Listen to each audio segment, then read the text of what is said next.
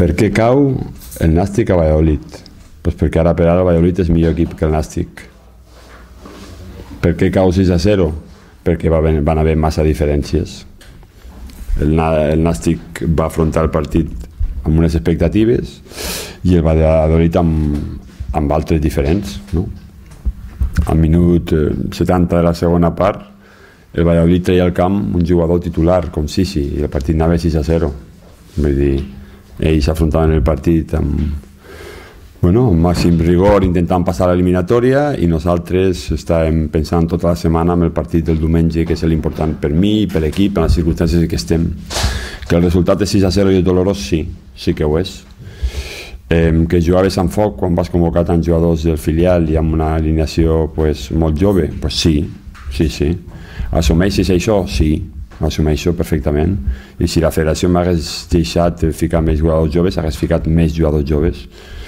Però vam acabar a Sòria, vam acabar amb gent carregada perquè han tingut molts minuts des que hem començat. Pràcticament s'han menjat tota la pretemporada i tots els partits que hem fet, i tant Mairata com Raúl, com Ruth, com Peragón van acabar amb molèsties i nosaltres vam decidir deixar-los pel partit del diumenge, no?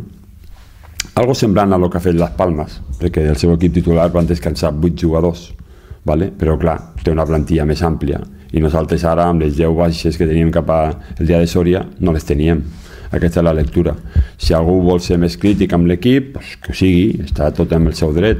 Si els aficionats estan enfadats, ho lamento molt, que aquesta no és la imatge del Nàstic que tenim que donar.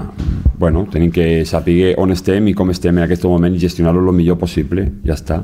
I no hi ha més lectures. La lectura és que afortunadament tenim gent recuperada pel diumenge i que possiblement ahir nos van fotre 6 i avui potser tenim 6 jugadors més que poden jugar el diumenge, no? Com Samuel, com Alex, com Cisco, com Longas, com Rodri, com possiblement Morán, com Borja.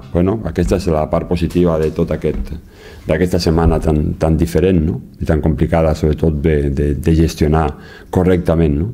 I molts jugadors de filial al mateix temps, les categories estan per això, vull dir, no hi ha més. És a dir, jo crec que els nanos i els que van jugar amb el ritme que tenien van fer el que van poder, i a més, en certs moments fent coses interessants. Hi ha algun jugador que s'ha merescut, està allà, apareix allí, tindre continuïtat, i hi ha algun que no, hi ha algun que li costarà més i que encara se té que treballar més amb ells i ja està, però aquesta era la tercera alternativa, no era el fons d'armari. El fons d'armari és quan fas una plantilla de 25 jugadors i tens 2 per posició, i torno a dir-vos, és que jo no m'hago res. A veure quin equip se pot permetre tindre 10 jugadors fora de l'equip, jugadors importants d'aquest equip. Molt pocs, en pocs equips, molt pocs.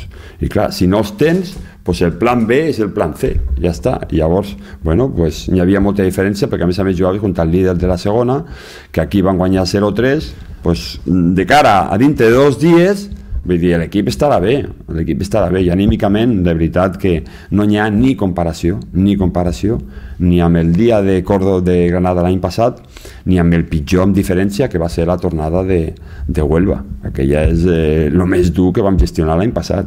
No té res a veure. De fet, hem entrenat, se'n van cap a casa i demà, escolta'm, demà l'única cosa que se pot recordar és que passa algun aficionat i li recordi, com és de vegades normal, perquè ningú vol perdre 6-0. Però tenim que saber que això se gestiona de moltes maneres. Hi ha jugadors que han estat a casa mirant el partit des de casa i és dur, però estàs lluny, jugadors que no han jugat, jugadors que l'han patit durant 90 minuts, i jugadors joves que tenien molta il·lusió i han corregut amb aquesta il·lusió, i pot ser que estiguessin més apagats, però que ja m'he encarregat jo des que va acabar el partit per fer veure la realitat d'això, i ja està. Aquesta és la meva feina, no? Res més.